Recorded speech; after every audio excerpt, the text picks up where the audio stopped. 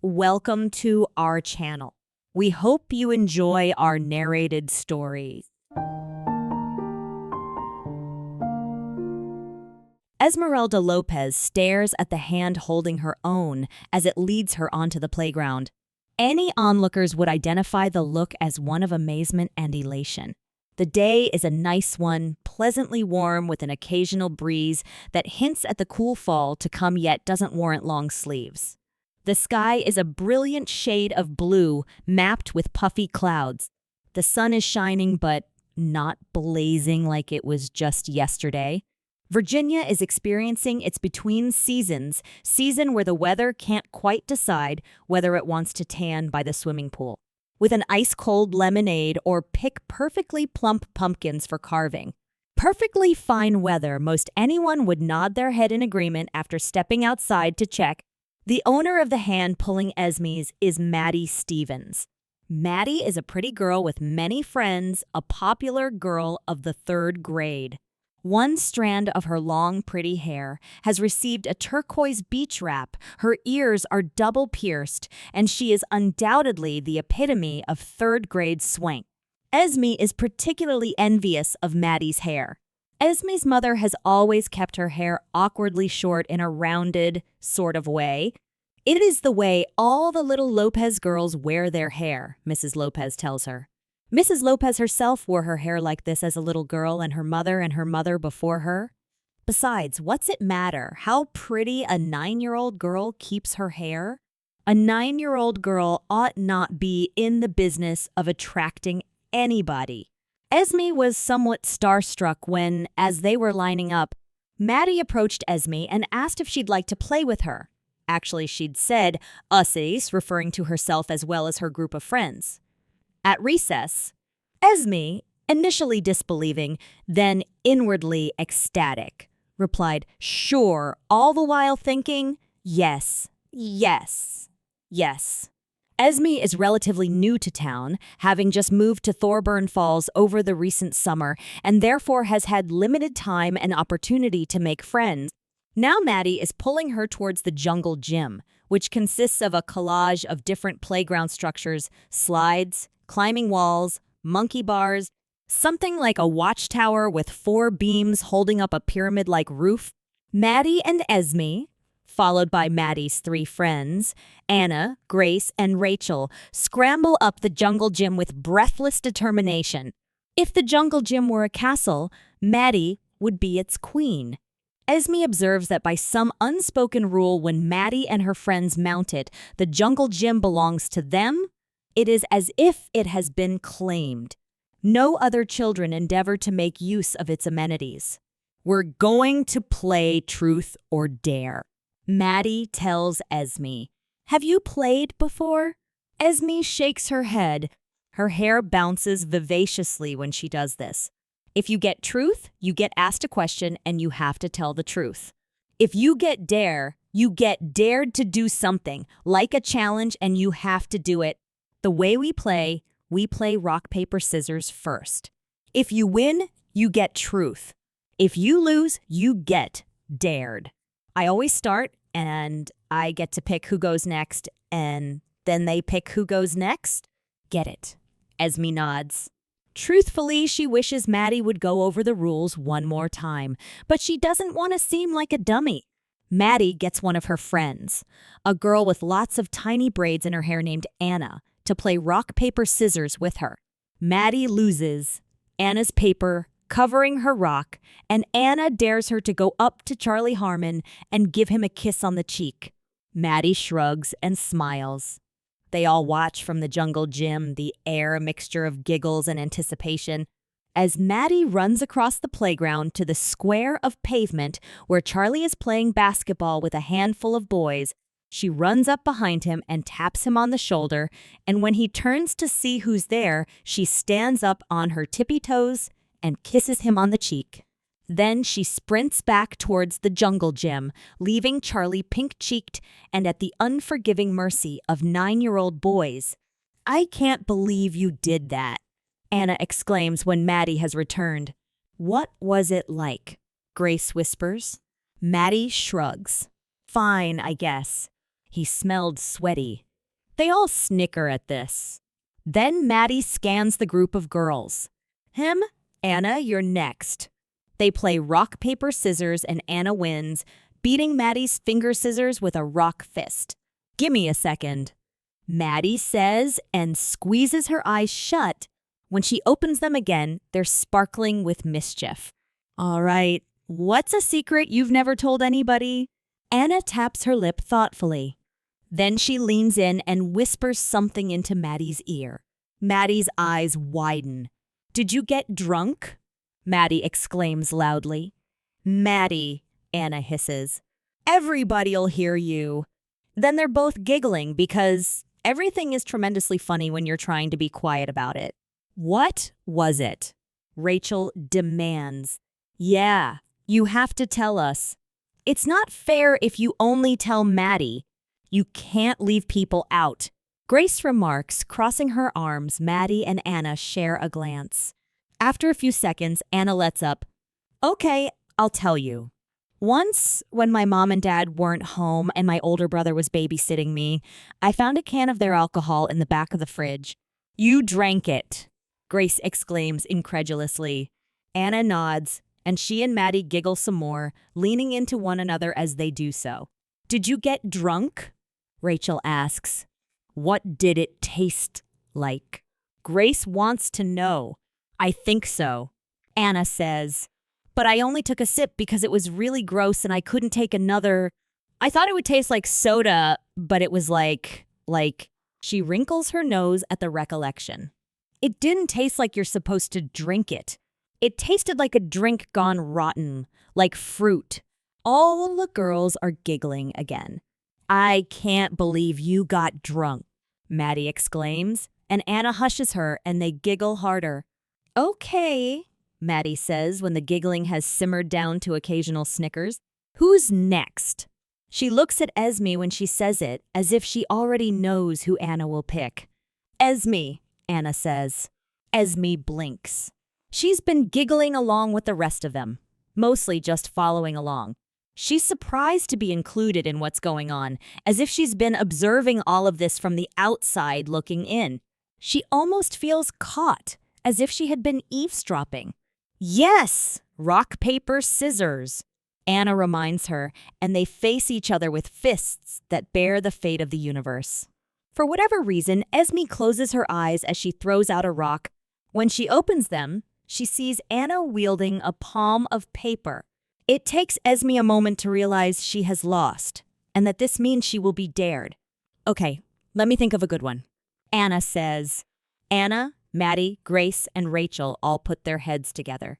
They didn't do this the 2 other times, but Esme figures they're just trying to think up a really good one. When they draw away from one another, they smile at Esme. Climb to the top of the tower. Anna instructs Esme, pointing to the pyramid roof above their heads. That's your dare. Esme looks up and inhales sharply. Esme is a small girl.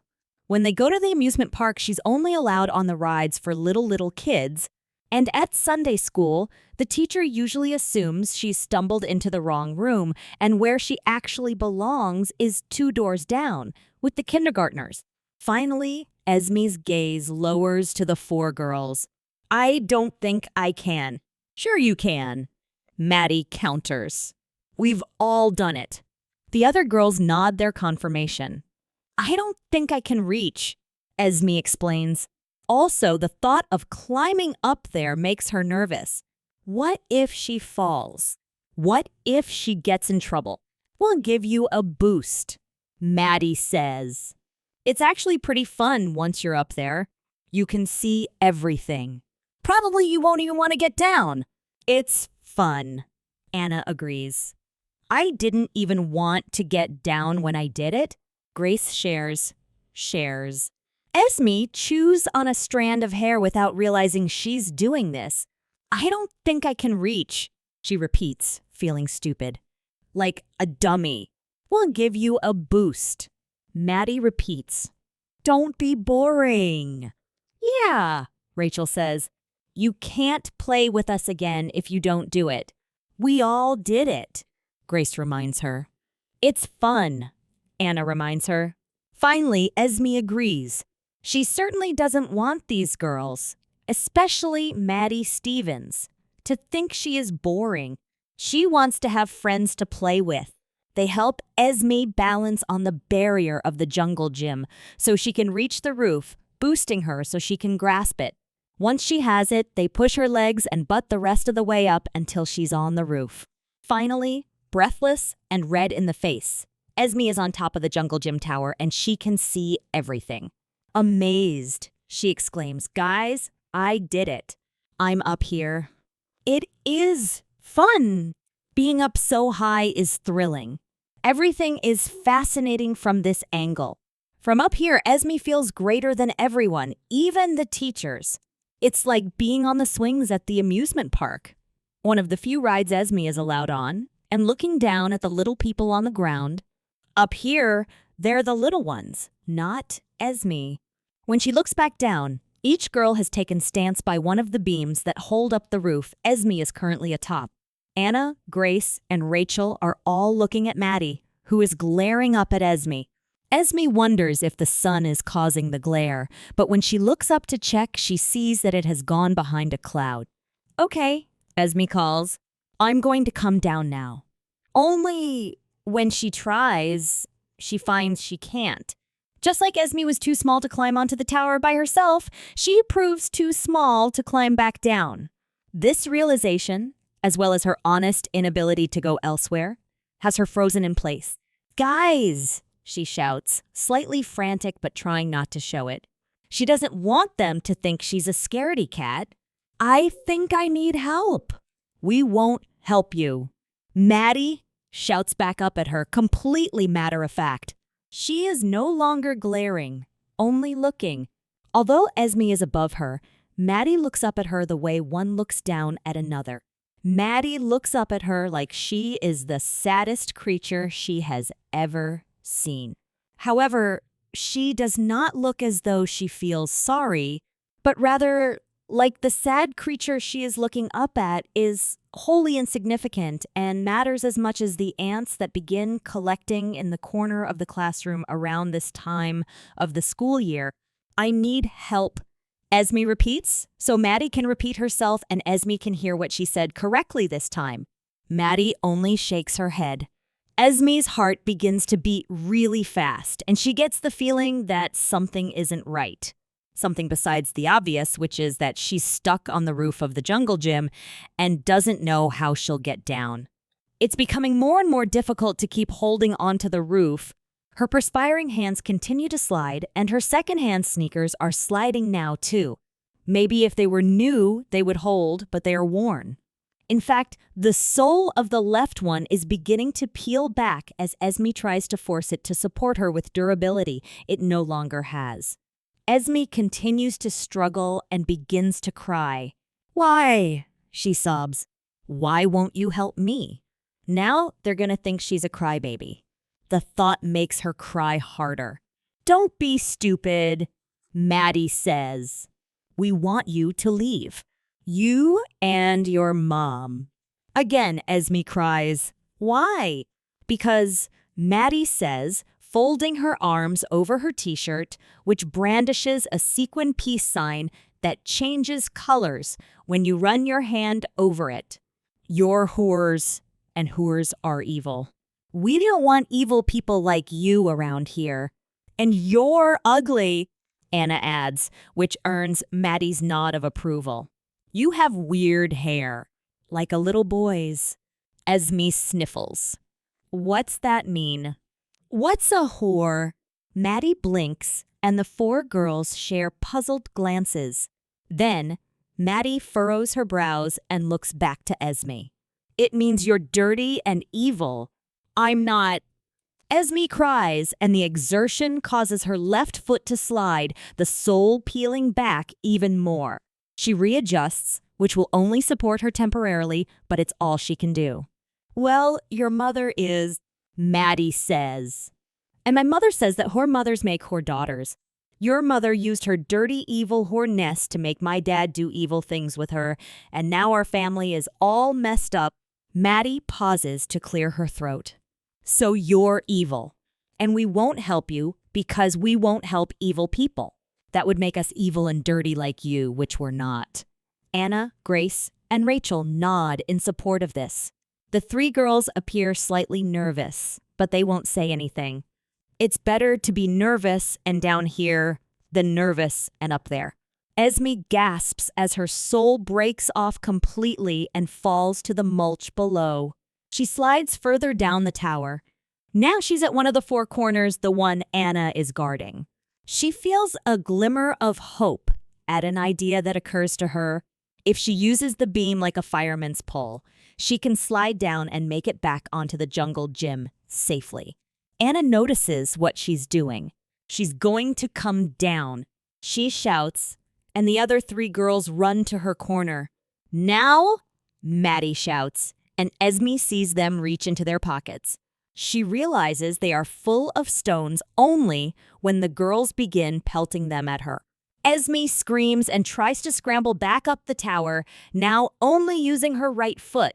Her screams are no cause for alarm, for there is plenty of children screaming to go around an elementary school playground. I'm sorry. Esme sobs. She isn't sure exactly what she is sorry for, but her remorse is sincere. None of the girls below respond. None of the girls below seem to care. In fact, when she begins to slip again, they mistake it for trying to get down and pelt more stones at her. Just then, the whistle signifying the end of recess is blown, and it is as if Esme never existed at all. All the children, the four girls below included, run to line up in front of their teachers. Head counts are conducted. Esme's teacher mistakenly counts one little boy twice. Meanwhile, Esme continues slipping. She has her hands spread as far as she possibly can, trying to use the stickiness of her palms to keep her from sliding further. Still, she slides. Her right shoe is predominantly what is keeping her up, and her left foot is wholly incompetent with only a sock to cover it.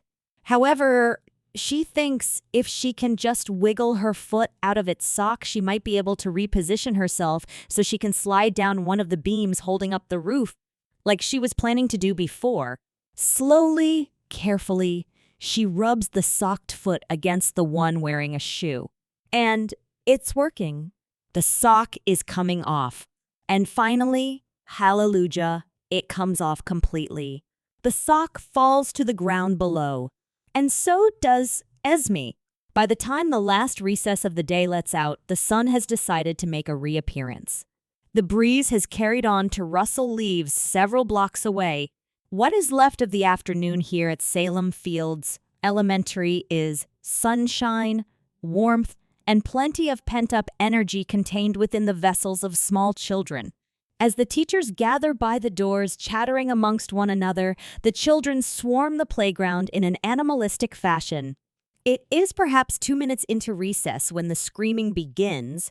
It starts with one child, then two, and soon enough, the spirit of school children that inhabits the playground has been replaced by pure and frenzied terror. One of the teachers runs over to find the cause of the screaming.